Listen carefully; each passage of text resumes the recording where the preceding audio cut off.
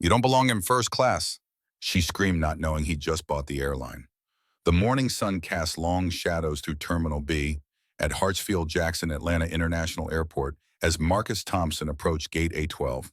At 52, his salt and pepper beard was meticulously groomed, his navy polo shirt crisp but unremarkable. No logos, no flash, just a simple gold watch that had belonged to his father, a janitor who'd cleaned these very terminals 40 years ago. Marcus smiled at the memory, adjusting his carry-on. In 12 hours, everything would change. But first, he had to survive this flight. If you believe in justice and equality, share this story. Subscribe for more powerful narratives about overcoming discrimination and creating real change. What would you do in Marcus's situation? Comment below. The morning sun cast long shadows through Terminal B at Hartsfield-Jackson Atlanta International Airport as Marcus Thompson approached Gate A12. At 52, his salt and pepper beard was meticulously groomed, his navy polo shirt crisp but unremarkable.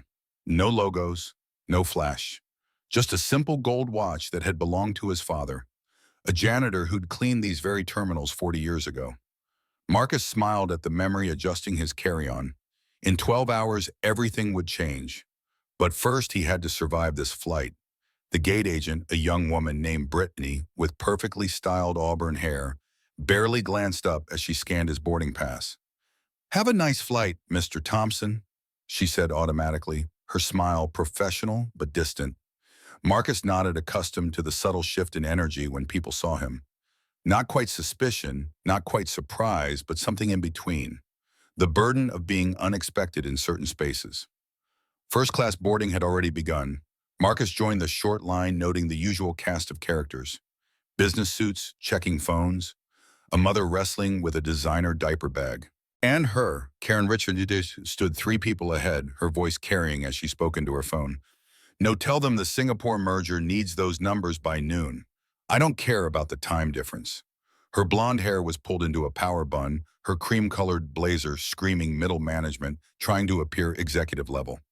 Marcus had seen her type 1,000 times in boardrooms across America. The ones who confused aggression with leadership, volume with authority. He pulled out his phone, seeing 17 missed calls from his lawyer, David Chen. The acquisition papers had been signed yesterday. $37 billion, the largest airline purchase in a decade. And nobody on this plane knew that the man in the simple polo shirt now owned every seat, every plane, every gate in the Southeastern Airways fleet. He let it go to voicemail again. David could wait. The line moved forward. Karen had stopped arguing with Singapore and was now scrutinizing her boarding pass as if it contained state secrets. When Marcus stepped into the jet bridge behind her, she glanced back, her eyes doing that familiar inventory.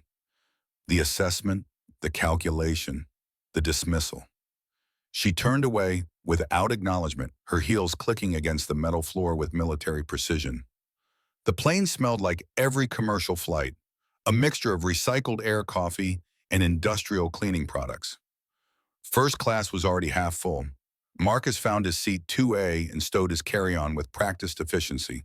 He'd flown this route between Atlanta and New York hundreds of times back when he was building Thompson Tech from a garage startup to a technology empire. Karen's seat was 2B, right next to him. She arrived 30 seconds later, stopping abruptly when she saw him. Her mouth opened slightly, then closed. Marcus could see the thoughts cycling through her mind like a slot machine trying to find the right combination that made sense. Black man, first class, window seat, does not compute. "Excuse me," she said, her voice sharp enough to cut glass. "I think there's been a mistake." Marcus looked up from his phone, where he'd been reviewing the email from the Federal Aviation Authority approving his ownership transfer. "I'm sorry. This is my route, 2B. She held up her boarding pass like evidence in a court case. "Yes, and I'm 2A, Marcus replied evenly. "Is there a problem?" Karen's jaw tightened. She looked around, searching for someone. A flight attendant materialized as if summoned by her distress. Michelle, according to her name tag, was in her 40s with the kind of smile that had been worn thin by years of difficult passengers. "Is everything all right?" Michelle asked, but she was looking at Marcus when she said it. "There seems to be some confusion about the seating," Karen said, her voice pitched to Carrie. Other passengers were starting to notice. This gentleman is in 2A, but that can't be right. Michelle's smile became fixed. May I see your boarding pass, sir? The sir came a beat too late, Marcus noticed. He handed over his phone showing the mobile boarding pass. Michelle studied it longer than necessary, as if hoping the letters might rearrange themselves into something that made more sense. This appears to be correct, she admitted reluctantly. Is there a problem with the seat assignment, ma'am? Karen's face flushed. I specifically requested an aisle seat next to someone compatible for this flight. I have important work to do. Compatible, Marcus repeated softly. The word hung in the air like a challenge. I didn't mean...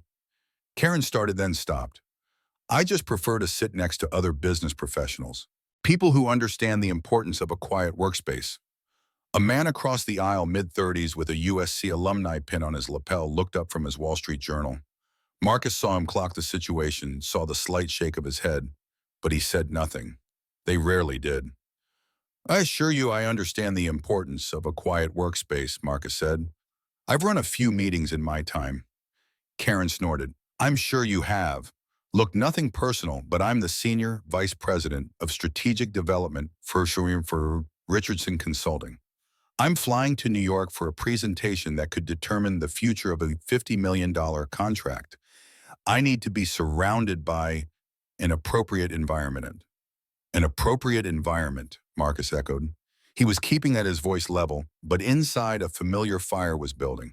Not anger exactly, something more useful, determination. Michelle, the flight attendant, shifted uncomfortably. Ma'am, the flight is completely full. There's nowhere else to... Then he can move, Karen said simply.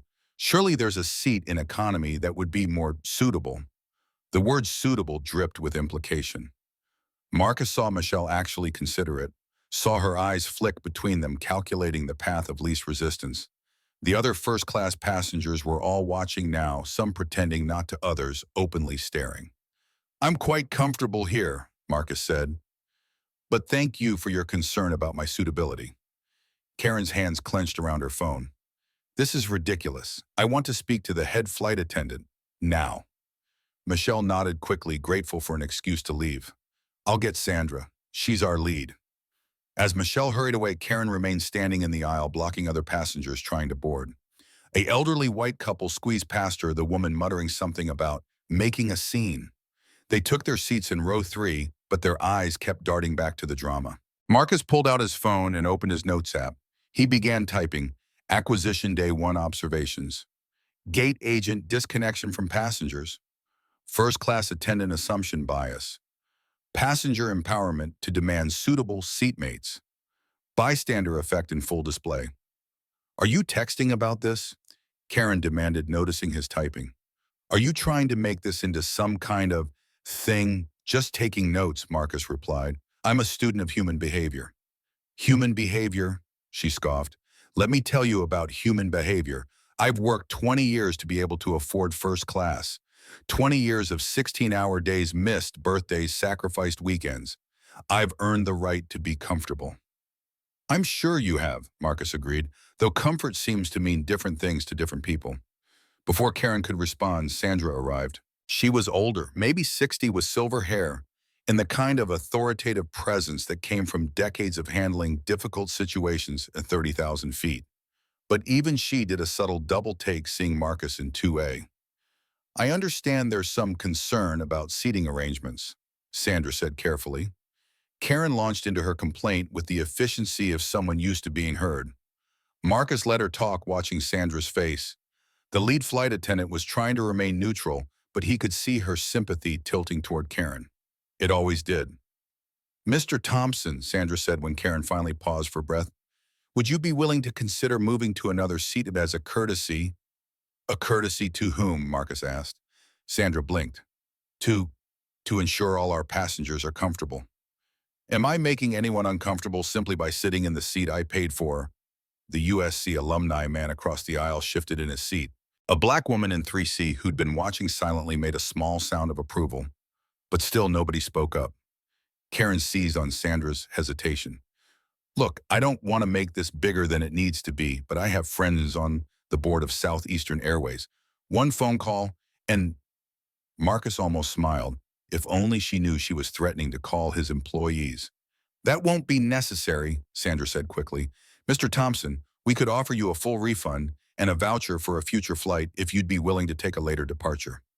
You want to remove me from the flight? Marcus kept his voice absolutely calm. Not remove, Sandra corrected. Accommodate. We want all our passengers to have the best possible experience. I see. And my experience is less important than Ms. Richardson, Karen supplied. Karen Richardson. And it's not about importance. It's about fit.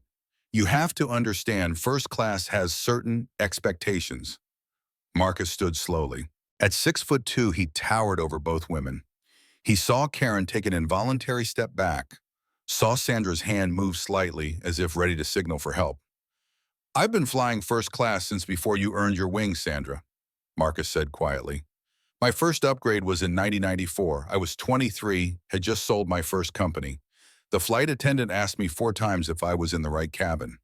The passenger next to me requested a different seat because he didn't feel safe. The captain himself came out to verify my ticket was real. He paused, letting the words sink in. That was 30 years ago, and here we are having the exact same conversation. So no, I won't be moving. I won't be taking a later flight. I'm going to sit in the seat I purchased, read my book, and fly to New York, just like everybody else. He sat back down. Karen's face had gone from red to white and back to red again. You can't just... Ma'am, please take your seat, Sandra said quietly. We need to finish boarding. I'm calling corporate right now, Karen announced, pulling out her phone. This is discrimination. Marcus actually laughed. He couldn't help it. Yes, he agreed. It certainly is. Karen jabbed at her phone screen. Hello, I need to speak to customer relations immediately. I'm on flight 447 and yes, I'll hold. She sat down finally, her body angled away from Marcus as if proximity might contaminate her. The boarding continued around them, passengers flowing past like water around stones. Marcus caught eyes with the black woman in 3C. She gave him the slightest nod, a recognition, a solidarity. His phone buzzed. David Chen again.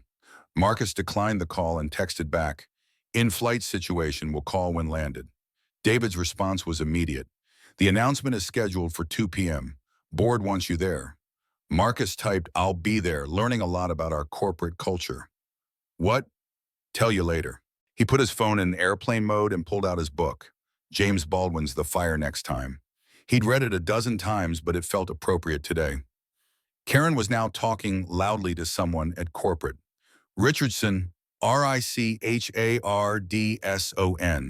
I'm a Platinum Elite member." "Yes." "No, the situation is that there's a passenger who clearly doesn't belong in first class and he's refusing to."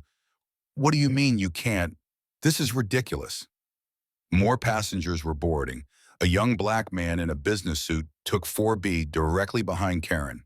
Marcus saw him assess the situation and deliberately pull out his laptop, creating a barrier of purposeful work.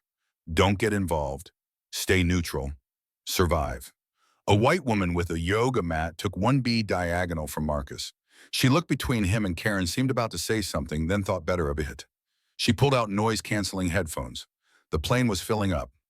Marcus could hear Karen escalating on the phone. "I want to speak to a supervisor." "No higher than that." "I don't care if he's in a meeting." Sandra returned looking stressed. "Ms. Richardson, I need you to end your call. We're preparing for departure." "Not until this is resolved," Karen insisted. "Ma'am, if you don't end the call, I'll have to ask you to leave the aircraft." Karen's eyes widened. "You're threatening to remove me when he's the one who..." "Who what?" Marcus asked quietly, not looking up from his book. "What exactly have I done?" "You know what you've done," Karen hissed. "Please, enlighten me."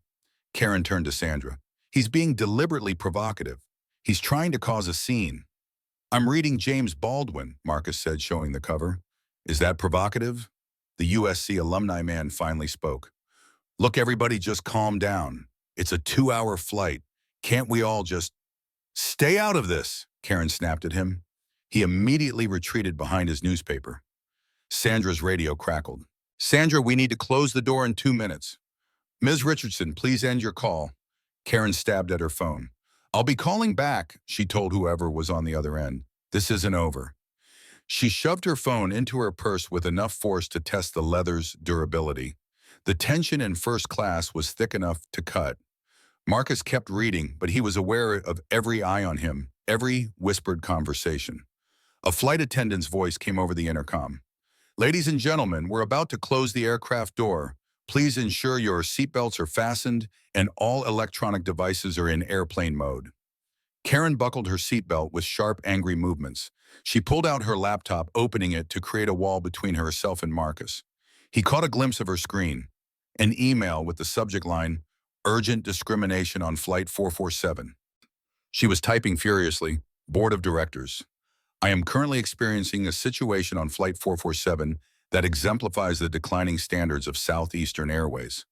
A passenger who clearly obtained his first-class seat through some error or fraudulent means is refusing to. Marcus stopped reading. It wasn't worth the energy. Instead, he looked out the window at the ground crew preparing for pushback. In a few hours, these would all be his employees, every one of them, and changes were coming. The captain's voice filled the cabin. Good morning, ladies and gentlemen. This is Captain Roberts. We're expecting a smooth flight to New York's LaGuardia Airport. Flight time today is 2 hours and 15 minutes, Marcus smiled. Captain Roberts, he'd reviewed his file yesterday. 22 years with Southeastern perfect safety record, and according to his personnel file, had written 3 separate complaints about discriminatory passenger behavior that had been ignored by management. Yes, changes were definitely coming. The plane pushed back from the gate. Karen continued typing, her fingers punishing the keyboard. The black woman in 3C caught Marcus's eye again. This time she mouthed silently, "Thank you." He nodded slightly and returned to his book. But he wasn't really reading anymore. He was thinking about his father, the janitor who'd cleaned these terminals. The man who'd taught him that dignity wasn't something anyone could take from you. It was something you carried inside, untouchable, unbreakable. One day, son, his father had said, you're going to own places like this, and when you do, you remember where you came from. You remember who they wouldn't let in the door. The plane lifted off Atlanta, shrinking below them. Marcus closed his eyes, feeling the weight of $37 billion of responsibility. He had a company to transform, but first he had to survive this flight. Beside him, Karen pulled out her phone again, apparently forgetting airplane mode. She was texting rapidly. Marcus caught fragments. Unbelievable situation. Clearly doesn't belong. Will be filing formal complaint. Ma'am, you need to put your phone in airplane mode, a passing flight attendant said. Karen glared at her but complied. She returned to her laptop, now working on what appeared to be a PowerPoint presentation. The title slide read, Richardson Consulting Your Partner in Demographic Excellence. Marcus almost laughed again. Demographic excellence. He wondered if she'd see the irony by the end of this flight. The seatbelt sign dinged off. Immediately, Karen unbuckled and stood. I need to use the restroom, she announced, though nobody had asked. As she squeezed past Marcus, making sure not to touch him, her laptop bag swung and hit him in the shoulder. Sorry, she said in a tone that suggested she was anything but. Marcus said nothing. He'd been hit by worse things than laptop bags. As soon as Karen was gone, the USC alumni man leaned across the aisle. Hey man, I'm sorry about all that. She's being ridiculous. But not ridiculous enough for you to say something when it mattered, Marcus observed. The man flushed and retreated back to his newspaper. The young black man in 4B turned around. You handled that with more grace than I would have, he said quietly. I'm James Patterson. Marcus Thompson, and you learned to pick your battles when you have been fighting as long as I have. Still, James said, it shouldn't be like this. It's 2024. Yes, Marcus agreed. It shouldn't be. Karen returned, having apparently used the restroom break to refresh her indignation. She squeezed back into her seat, pulling out a legal pad. I'm documenting everything, she announced, apparently to the cabin at large. Times, dates, witness, names. My lawyer will be very interested in this pattern of reverse discrimination. The yoga mat woman in 1B actually turned around. Reverse discrimination. Are you serious right now? Karen's eyes narrowed. I don't believe I was talking to you. Well, I'm talking to you, the woman said. You're harassing this man for existing in a space you think he doesn't deserve. That's not reverse anything. That's just discrimination. How dare you come? Karen started, but the woman had already turned back around, headphones firmly in place. Karen looked around for support, found none, and returned to her furious documentation. Marcus noticed she was now writing hostile passenger in 1B, possible collusion. The flight continued. Drink service began, and Marcus ordered a black coffee. Karen ordered a gin and tonic, then another in rapid succession. The alcohol didn't mellow her. It seemed to sharpen her edges. You know, she said, her voice slightly slurred, I worked my way up from nothing. Nothing. My father was a plumber. I put myself through college through my MBA. Nobody handed me anything. Marcus didn't respond, but she continued anyway. So don't think I'm some kind of privileged. I earned everything I have. Unlike some people who probably got here through quotas or affirmative action or Karen, Marcus turned to look at her directly for the first time since takeoff. I'm going to say this once. You don't know anything about me. Not how I got here, not what I've earned, not what I've built. Your assumptions say everything about you and nothing about me. She blinked momentarily, silenced. Then her face hardened again. Typical, playing the victim. Marcus turned back to his window. Below them, America stretched out in miniature. All those cities, all those airports, all soon to be under his leadership. His phone, still in airplane mode, showed 17 more missed calls from David. The board was probably getting nervous. The biggest acquisition in airline history and their new owner was radio silent. Let them wait. This was more important. Ladies and gentlemen, the captain's voice interrupted, we're beginning our initial descent into the New York area. We should be on the ground in about 40 minutes. Karen was now on her third gin and tonic. Her typing had become erratic, her complaints more grandiose. She'd moved from documenting the incident to planning her media strategy. CNN would love this, she muttered. Successful businesswoman discriminated against for being white. It's the story of our times. James in 4B caught Marcus's eye and rolled his eyes. Marcus had to suppress a smile. The descent was bumpy, turbulence over New Jersey, the captain explained. Karen gripped her armrest, her knuckles white. For a moment, she seemed to forget her crusade. I hate turbulence, she said possibly to herself. It'll pass, Marcus said quietly. She looked at him, surprised by the kindness. For a second, he saw something human flicker in her eyes. Then the plane steadied and her armor snapped back into place. I wasn't talking to you. The plane continued its descent. The New York skyline appeared in the distance. Marcus could see LaGuardia ahead, could see the Southeastern Airways hangar, where in less than 2 hours he'd be announced as the new owner. Karen was gathering her things, preparing for landing. Her phone was already out, ready to reconnect with the world and share her ordeal. You know what the sad part is? Marcus said suddenly. Karen looked at him warily. What? We could have had a pleasant flight, two humans sitting next to each other traveling to the same city, maybe shared some interesting conversation, maybe learned something from each other. Instead, you chose this. I chose to stand up for my rights, Karen said defensively. Your right to what? To not sit next to someone whose skin color makes you uncomfortable. That's not, I never said, you didn't have to. The landing gear deployed with a mechanical thud. Below them, LaGuardia's runways rushed up to meet them. Marcus closed his book, tucked it into his bag. Soon, very soon, everything would change. The plane touched down smoothly. Captain Roberts' voice filled the cabin one more time. Ladies and gentlemen, welcome to New York, where the local time is 11:47 a.m. Please remain seated with your seatbelts fastened until we reach the gate and the captain has turned off the seatbelt sign. Karen already had her phone out, powering it on despite the announcement. It immediately buzzed with messages. She smiled triumphantly. My lawyer's already on it, she announced. Southeastern is going to regret this day. Marcus pulled out his own phone, finally taking it off airplane mode. 53 missed calls from David, 18 from the board chair, 27 text messages. He opened the most recent from David. Where are you? The press is here.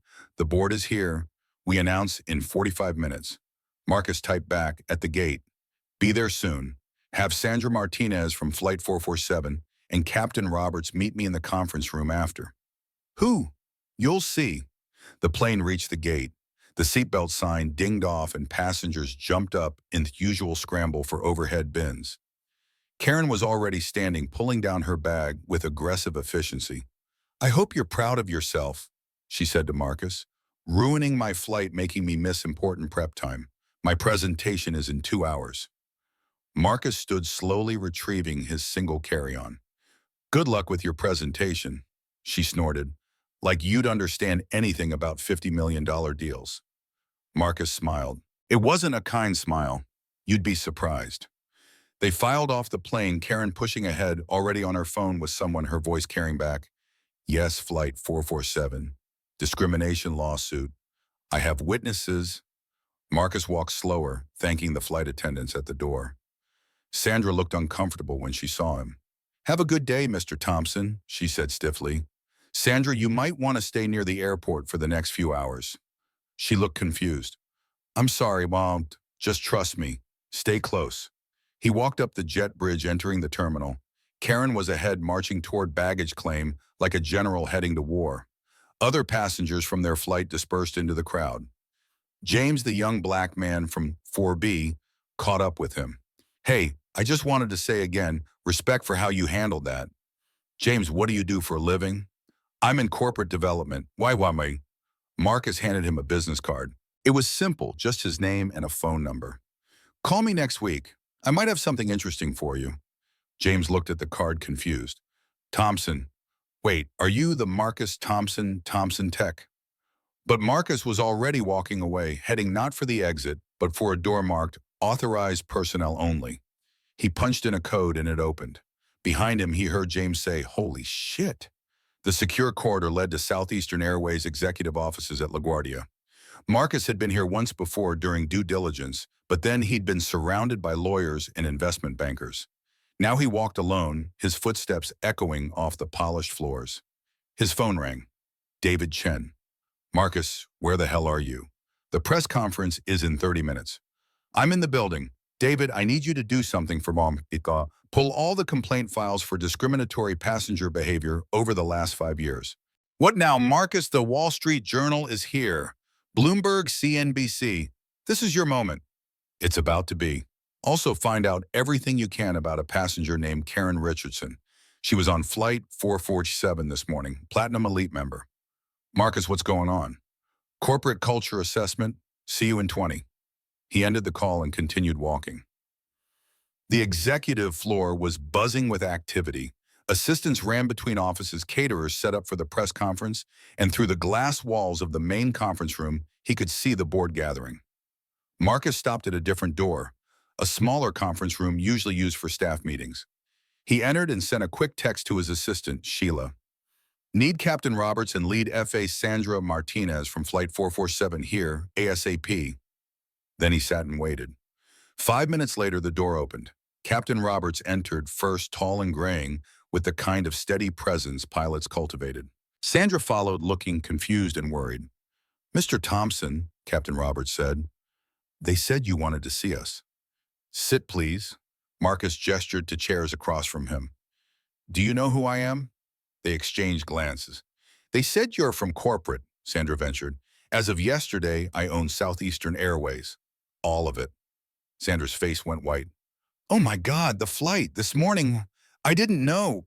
I would never have—" "That's exactly the problem," Marcus interrupted. "You would never have treated me that way if you'd known who I was. But you did treat me that way when you thought I was just another black passenger." Captain Roberts leaned forward. "What happened?" Marcus looked at Sandra. "Do you want to tell him, or should I?" Sandra's hands twisted in her lap. "There was a situation. A passenger complained about Mr. Thompson's presence in first class. I suggested he might want to move." "You tried to remove him from first class." Roberts' voice was sharp. "I was trying to de-escalate," Sandra protested. "The other passenger was getting agitated." "The other passenger was being racist," Marcus said flatly. "And instead of addressing that, you enabled it, you validated it, you chose her comfort over my dignity." "I've been doing this job for 15 years, Sandra said, tears forming. I'm not racist." "I'm sure you don't think you are," Marcus agreed. "But when push came to shove, whose side did you take, the white woman making a scene or the black man sitting quietly in his paid seat. Captain Roberts spoke up. Mr. Thompson, I've filed 3 complaints about this kind of thing. Passengers treating our crew badly, treating other passengers badly based on race. Nothing ever happens. I know, I've read your reports. Marcus pulled out his phone. In fact, I've read all 847 complaints filed over the last 5 years about discriminatory behavior on Southeastern flights. Do you know how many resulted in any action? Both shook their heads. 12 out of 847, and those 12 all cases where the victim was either famous as connected or sued. The rest were buried. The door burst open. David Chen rushed in, slightly out of breath. Marcus, they're waiting. The board is... Who are these people? The beginning of the solution, Marcus said. David, meet Captain Roberts and Sandra Martinez. They're going to help us restructure our entire approach to discrimination on Southeastern flights. What, Marcus? The press conference can wait 5 more minutes. Marcus turned back to Sandra. I'm not going to fire you, but you are going to be part of fixing this. Starting tomorrow, you're being reassigned to help develop our new anti-discrimination training program, mandatory for all flight staff. Sandra blinked. What? You're going to help teach our people how to recognize their biases and interrupt them, how to protect passengers from discrimination instead of enabling it. And me, Captain Roberts asked. You're being promoted, Vice President of Passenger Dignity.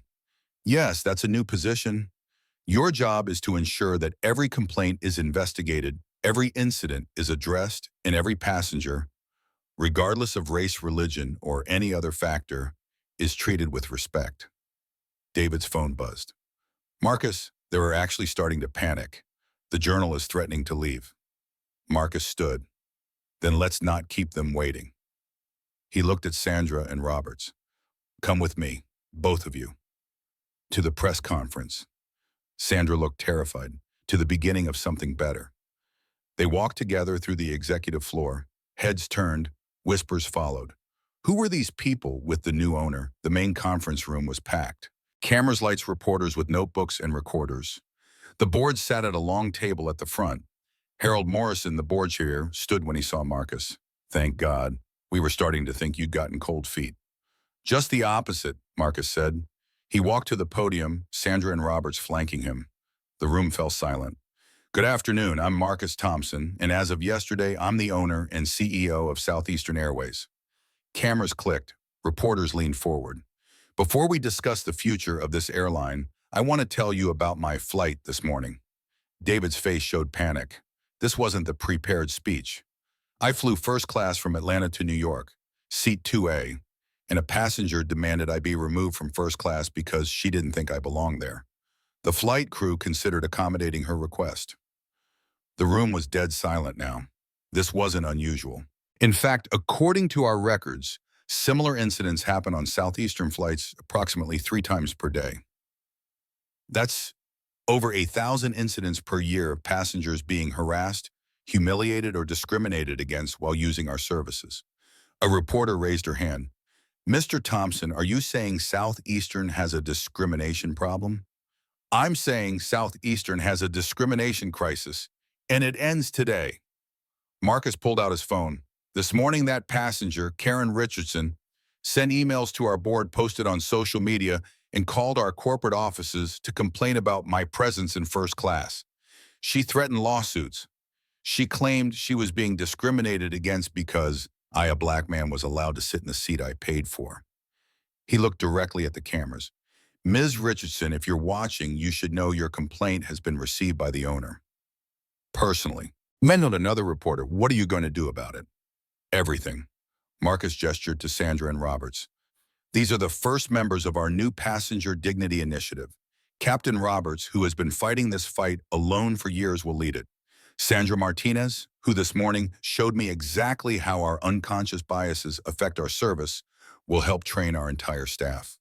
Sandra stepped forward, her voice shaky but determined. I made a mistake this morning. I chose the path of least resistance instead of the path of what's right. Mr. Thompson has given me the opportunity to ensure no other flight attendant makes that same mistake. A CNN reporter called out, Mr. Thompson, this is a bold stance. Are you concerned about backlash from customers who might not appreciate this direction? Marcus smiled. You mean customers like Karen Richardson? Let me be clear. Southeastern Airways will no longer be a safe space for discrimination. If you can't sit next to someone of a different race without making a scene fly with someone else. The board members were shifting uncomfortably. Harold Morrison stood. Perhaps we should move on to the financial projections. In a moment, Marcus said, but first I want to address something. Ms. Richardson is probably watching this. She's probably contacting her lawyer right now preparing her discrimination lawsuit.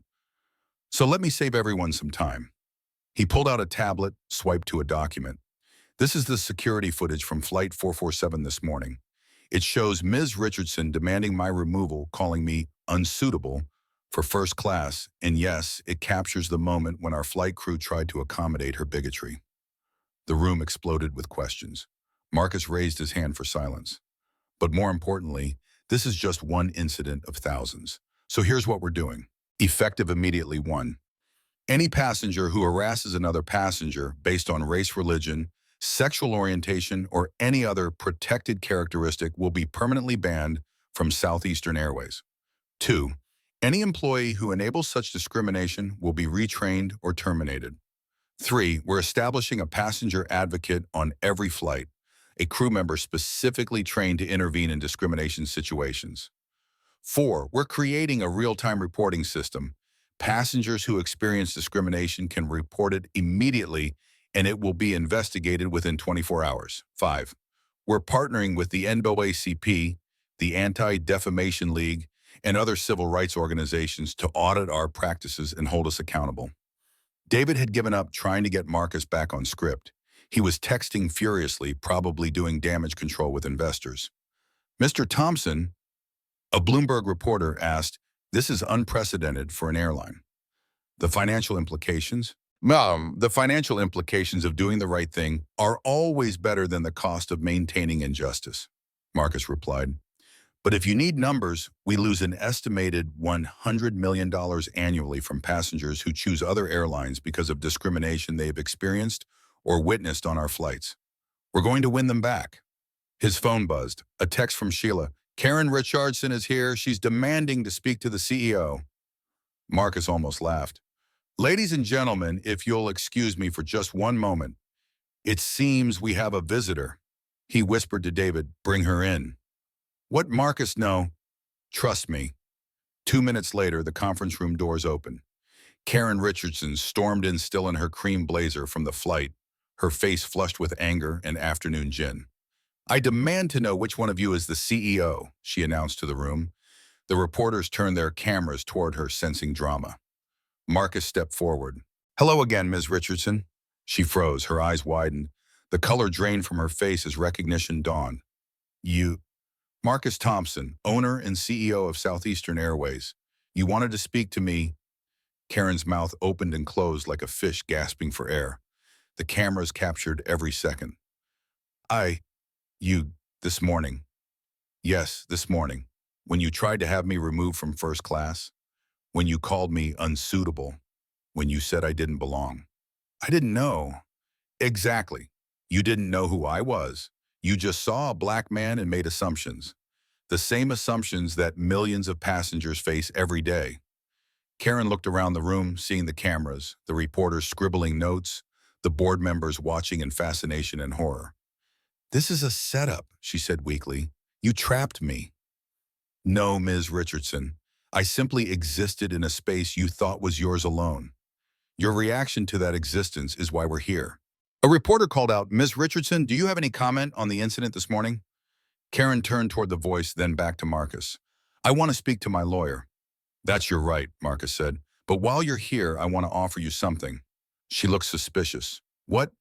"A choice. You can pursue your lawsuit, make this ugly drag it through the courts and the media, or you can be part of the solution." "What solution?" "Sit down with me, on camera, have a real conversation about what happened this morning. Help us understand how someone becomes so comfortable demanding another human being be removed from their presence. Help us teach others to be better." Karen laughed bitterly. "You want me to humiliate myself on camera? I want you to be honest about your assumptions, your fears, your biases. It's not comfortable, but it's necessary. And if I refuse, Marcus shrugged, then you're just another footnote in the long history of people who chose to be on the wrong side of change. The room was silent, everyone waiting for her answer. Karen's phone rang. She looked at it. My lawyer, she said. Take it, Marcus said. But know this after today. Southeastern Airways will never again be a place where Karen Richardsons can demand Marcus Thompsons be removed from spaces they've paid to occupy. Never again. Karen answered her phone, turning away from the crowd. Everyone could hear her lawyer's voice, tiny and frantic, through the speaker. Marcus returned to the podium. This is what change looks like. It's uncomfortable. It's confrontational. But it's necessary. Southeastern Airways is going to be the first airline to take a real stand against discrimination. Not just in words, but in actions, policies, and consequences. Harold Morrison finally found his voice. Mr. Thompson, perhaps we should discuss this with the board first. The board had 5 years to discuss it, Marcus said. How many complaints did you ignore? How many incidents did you bury? How many passengers did you fail? Morrison had no answer. Captain Roberts stepped forward. May I say something? Marcus nodded. I've been flying for 22 years, Roberts said. I've seen passengers, humiliated crew members harassed, and dignity stripped away at 30,000 feet. I've written reports that disappeared into corporate black holes. Today, for the first time, I have hope that things can actually change. Karen had finished her call. She stood at the back of the room, isolated, watching. Ms. Richardson, Marcus called out, have you made your decision? Every camera turned to her. She looked around the room, at the reporters, the board members, at Sandra and Roberts, and finally at Marcus. I need time to think, she said quietly. Fair enough. You know how to reach me. You have my seat number. A few reporters chuckled. Karen fled the room. Marcus turned back to the assembled press. Any other questions? The questions came in a flood. How will this affect stock prices? What about pushback from conservative customers? Is this just performative activism? What specific metrics will you use to measure success? Marcus answered them all calmly, thoroughly, but his mind kept drifting back to that moment on the plane when Sandra had asked him to move as a courtesy. The small surrenders we make to keep the peace, the dignity we sacrifice for the comfort of others. Never again. An hour later, the press conference ended. The reporters filed out, already writing their headlines.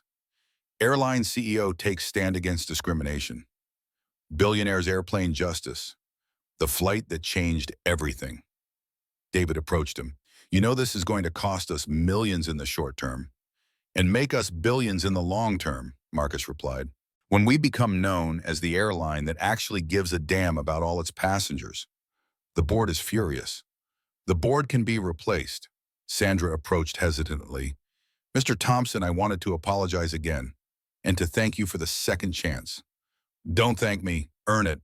Make sure no other passenger goes through what I went through today. I will. I promise. Captain Roberts shook his hand.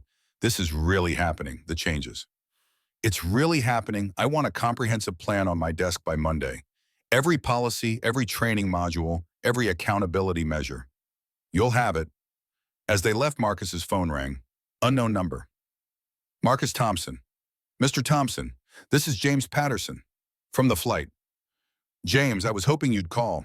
I just saw the press conference. Is that job offer still open? Marcus smiled. Can you be here Monday? I can be there tomorrow. Then tomorrow it is. We have an airline to transform. After ending the call, Marcus walked to the window overlooking the tarmac. Southeastern planes sat at various gates, their red and blue livery bright in the afternoon sun. Each one would carry thousands of passengers today. Each passenger deserving of dignity, respect, basic human decency. His phone buzzed with a text from an unknown number. This is Karen Richardson. I'll do it, the conversation, but I have conditions. Marcus typed back, I'm listening. I want immunity from any lawsuits, and I want to know this isn't just about humiliating me. It's not about humiliation. It's about humanization. Your immunity depends on your honesty. A long pause, then, when, tomorrow, 2 p.m., our studios. Fine. Marcus pocketed his phone. Tomorrow would be interesting. But today was already legendary. The next afternoon, Marcus sat in Southeastern Airways' newly constructed media studio at JFK. They'd built it for corporate communications, but it had never been used for anything like this.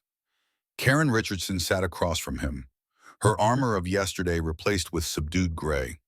No power suit, no perfect hair. She looked like she hadn't slept.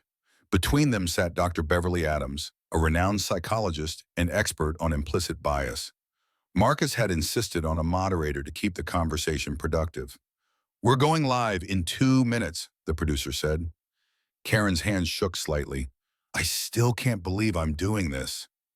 "You can leave any time," Marcus said. "This isn't a hostage situation." "Isn't it, though?" She laughed bitterly. "My career is over either way."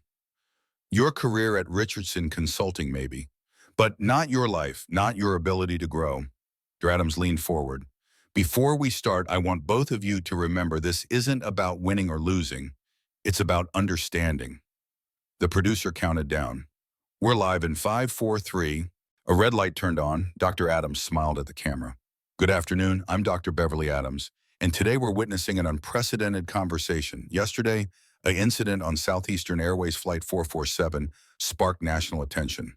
Karen Richardson, a business consultant, demanded that Marcus Thompson, who unknown to her was the airline's new owner, be removed from first class.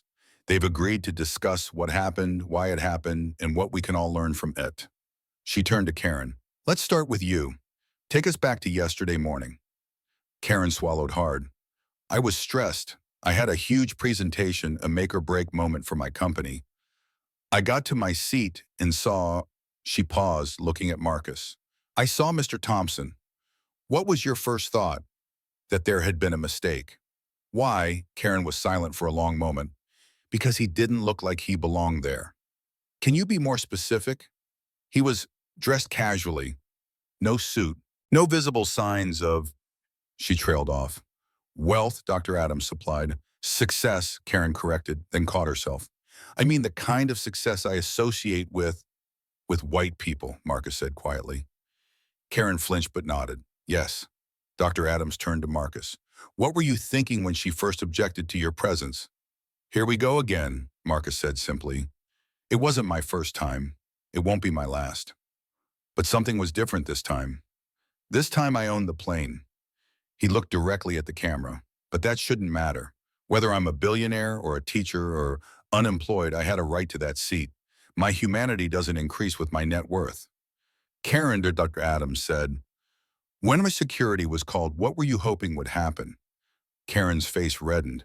"I wanted him moved. I wanted my comfort prioritized." "Your comfort." "My safety." "Did you actually feel unsafe?" A long pause. "Wow. No, I felt challenged. His presence challenged my worldview, my sense of how things should be." Marcus leaned forward. "How should things be, Karen?" She met his eyes. "Ordered, predictable, with people staying in their lanes. Their lanes being determined by what they've earned, what they've achieved, what they look like." Karen nodded, tears forming. "I've been thinking about it all night. Every time I've clutched my purse tighter in an elevator. Every time I've assumed someone was the help. Every time I've been surprised when a black doctor walked in." "Those are learned behaviors," Dr. Adams said gently.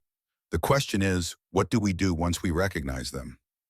"I don't know," Karen admitted. "I've built my whole life on certain assumptions. My business model is literally about demographic excellence, which I'm realizing is just a fancy way of saying segregation." Marcus pulled out a folder. "I had my team pull your company's client list. 92% white-owned businesses. Your employee demographics, 87% white. Your leadership team, 100% white. Those are just the qualified candidates who applied." "Really? Wow," Marcus challenged. "Or are those the candidates who fit your image of success?" Karen was crying now. "I don't know how to fix this. I don't know how to fix me." "Start by listening," Marcus said.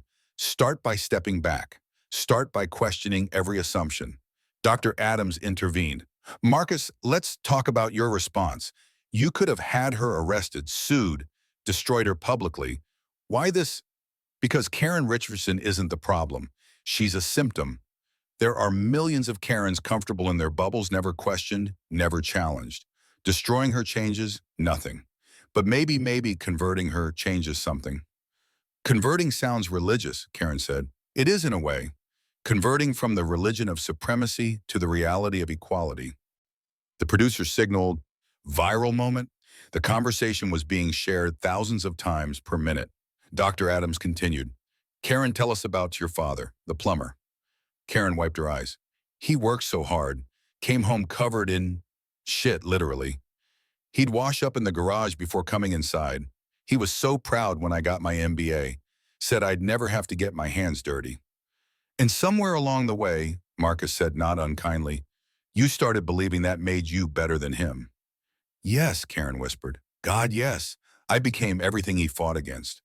The people who looked down on him, who made him use separate entrances, who treated him like he was less than. Yesterday you became those people. I became worse because I should have known better. They sat in silence for a moment. Dr. Adams asked, what happens now? Marcus stood, walked to a screen on the wall. Let me show you something. The screen lit up with data. Since yesterday's press conference, Southeastern Airways has received over 3,000 complaints about discrimination on our flights. 3,000 in one day. These are people who never reported before because they knew nothing would happen. He clicked to another slide. But we've also received 17,000 messages of support. 17,000 people saying, finally, including this one. An email appeared. Dear Mr. Thompson, I'm a 67-year-old white woman from Alabama. Yesterday I watched your press conference and cried. Cried for all the times I've been a Karen. Cried for all the times I've been silent.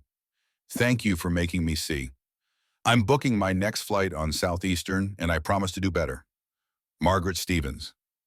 Karen stared at the screen. She could be my mother. She could be anyone's mother. That's the point. Dr. Adams asked, Marcus, what specific changes are being implemented? Marcus returned to his seat. Every employee, from the baggage handlers to board members, will undergo bias training. Not the corporate checkbox kind, real intensive, uncomfortable training. We're hiring 50 passenger advocates, people specifically trained to intervene in discrimination situations. We're installing reporting systems on every flight. And yes, we're prepared to ban passengers who refuse to treat others with dignity. The financial implications. We'll lose some customers, the ones who can't bear to sit next to someone different. I'm okay with that. We'll gain more. The ones who've been looking for an airline that actually gives a damn. Karen spoke up. What about me? What happens to me? Marcus looked at her. What do you want to happen? I don't know. My company's probably finished. My reputation is destroyed. Your old reputation. You get to build a new one. Doing what? Marcus considered. We need someone to help design our bias intervention training. Someone who understands the mindset we're trying to change because they've lived it. You're offering me a job after everything. I'm offering you redemption if you are willing to work for it.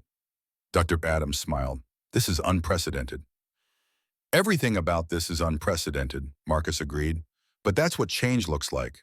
Uncomfortable conversations, unlikely alliances, former enemies becoming teachers. Karen's phone buzzed. She looked at it, her face paling. Richardson Consulting just fired me. Via text. I'm sorry, Marcus said and meant it. Don't be. It's liberating in a way. I built that company on a rotten foundation. The producer signaled. 5 minutes left. Dr. Adams asked, what would you both say to the people watching? Karen went first.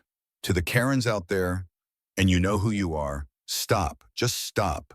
Question your assumptions. Challenge your biases. It's painful, but it's necessary. Marcus nodded. And to everyone who's been on the receiving end of a Karen, your dignity doesn't depend on their recognition. You belong wherever you've earned the right to be.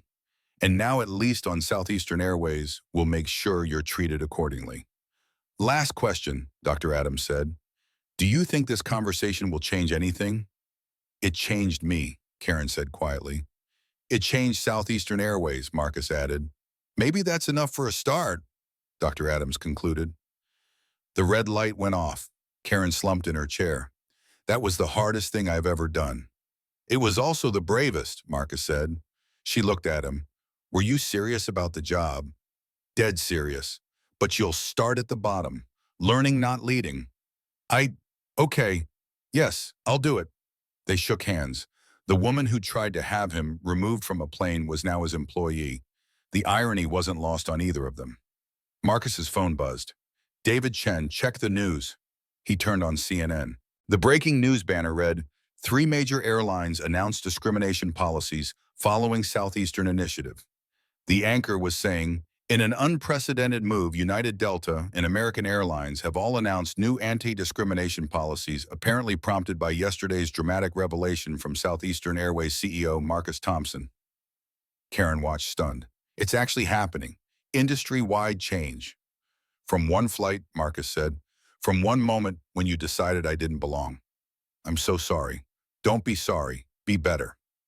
6 months later, Marcus stood before a packed auditorium at Southeastern's annual shareholders meeting. The stock price had initially dropped 12% after his announcement. Now it was up 37%.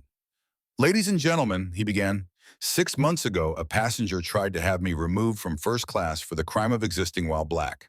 Today, that passenger is one of our most effective bias intervention trainers. The camera panned to Karen sitting in the front row in a Southeastern Airways uniform. She nodded, accepting the strange applause for her transformation. We've banned 117 passengers for discriminatory behavior. We've lost some customers who said we've gone too woke, but we've gained millions more who were waiting for an airline that treats every passenger with dignity. He clicked to a slide showing customer satisfaction scores, highest in the industry. But more importantly, we've received this. A video played, a young black girl, maybe 8, sitting in first class beaming. My daddy says I can sit here because Mr. Thompson says everyone belongs everywhere. Thank you, Mr. Thompson. The audience erupted in applause. Marcus waited for it to die down. That's why we do this, so that little girl never has to prove she belongs, never has to justify her presence, never has to make herself smaller for someone else's comfort. He looked at Karen. Sometimes the worst moments lead to the best outcomes. Sometimes the people who hurt us become the people who help us heal. Sometimes a simple flight changes everything. Captain Roberts, now VP of Passenger Dignity, stood up. Mr. Thompson, I have an announcement. The Flight Attendants Union has voted unanimous support for making Southeastern's anti-discrimination policies the industry standard. More applause. Sandra Martinez, head of bias intervention training, stood next. And our first class of passenger advocates graduated yesterday, 50 people ready to ensure every flight is a safe space for every passenger. Marcus smiled. Any questions? A reporter raised her hand. Mr. Thompson, Karen Richardson, do you ever regret what happened on Flight 447? Marcus and Karen exchanged glances. I regret how it started, Karen said, but not how it ended. I regret that it was necessary, Marcus added, but not that it happened. What's next? Another reporter asked. Marcus grinned. Hotels. I'm buying a chain next month. Apparently they have some issues with who belongs in their lobbies. Laughter filled the room. As the meeting ended, Marcus found himself back at LaGuardia waiting for a flight. Not his airline this time. He was checking out the competition. A young black man in a hoodie was being questioned by gate agents about his first-class ticket. Marcus could hear the familiar suspicion in their voices, see the familiar humiliation in his posture. Marcus walked over. Is there a problem? The agent looked up. Sir, this doesn't concern. Actually, it does. Marcus pulled out his phone, started recording. This young man has a valid ticket, correct? Yes, but what? He doesn't look like your typical first-class passenger. The agent's face went pale. Are you Marcus Thompson? I am. And you're about to be famous for all the wrong reasons unless you apologize to this young man and let him board. The agent stammered an apology. The young man boarded, but not before shaking Marcus's hand. Thank you, Mr. Thompson. I saw your interview. You give us hope. Don't hope, Marcus said. Demand better. As he walked back to his seat, his phone rang. Karen Richardson. Marcus, we have a situation. American Airlines just called. They want me to train their staff. Go. really to the competition. It's not a competition when it comes to dignity. Go. Spread the gospel. The gospel according to Thompson. The gospel according to humanity. He ended the call and sat back. Through the window, he could see planes taking off, each carrying hundreds of people to thousands of destinations. Each person with a story, a dignity, a right to exist without justification. His father had been right. He did own places like this now. And he remembered. He remembered where he came from, who they wouldn't let in the door. And he was holding that door open wide for everyone who came after. The flight began boarding, first class as always. Marcus smiled, thinking of that morning 6 months ago. The morning Karen Richardson tried to have him removed from a seat. The morning everything changed. The morning a simple flight became a revolution.